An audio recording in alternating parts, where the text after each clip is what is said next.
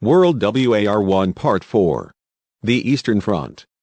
On the Eastern Front of World War I, Russian forces invaded the German-held regions of East Prussia and Poland, but were stopped short by German and Austrian forces at the Battle of Tannenberg in late August 1914. Despite that victory, Russia's assault had forced Germany to move two corps from the Western Front to the Eastern, layer audio contributing to the German loss in the Battle of the Marne. Combined with the fierce Allied resistance in France, the ability of Russia's huge war machine to mobilize relatively quickly in the East ensured a longer, more grueling conflict instead of the quick victory Germany had hoped to win under the Schlieffen Plan. Russian Revolution. From 1914 to 1916, Russia's army mounted several offensives on World War I's Eastern Front, but was unable to break through German lines.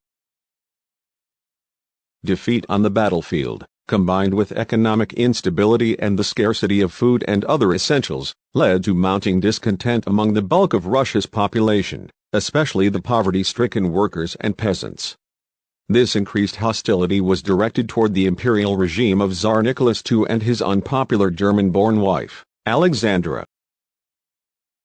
Russia's simmering instability exploded in the Russian Revolution of 1917. Spearheaded by Vladimir Lenin and the media Bolsheviks, which ended Tsarist rule and brought a halt to Russian participation in World War I. Russia reached an armistice with the Central Powers in early December 1917, freeing German troops to face the remaining Allies on the Western Front.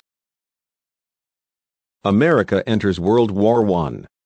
At the outbreak of fighting in 1914, the United States remained on the sidelines of World War I, adopting the policy of neutrality favored by President Woodrow Wilson while continuing to engage in commerce and shipping with European countries on both sides of the conflict.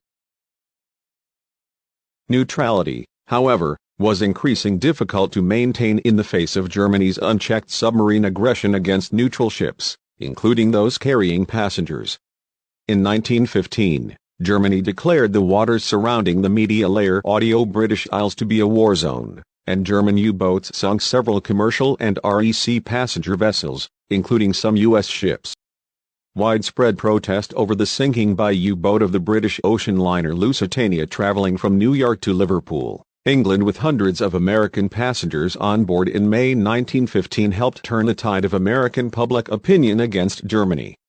In February 1917, Congress passed a $250 million arms appropriations bill intended to make the United States ready for war. Germany sunk 4 more U.S. merchant ships the following media month, and on April 2 Woodrow Wilson appeared before Congress layer audio and called for a declaration of war against Germany. Gallipoli Campaign. With World War I settled into a stalemate having effectively in Europe, the Allies attempted to score a victory against the Ottoman Empire, which entered the conflict on the side of the Central Powers in late 1914. After a failed attack on the Dardanelles, the strait linking the Sea of Marmara with the Aegean Sea, Allied forces led by Britain launched a large-scale land invasion of the Gallipoli Peninsula in April 1915.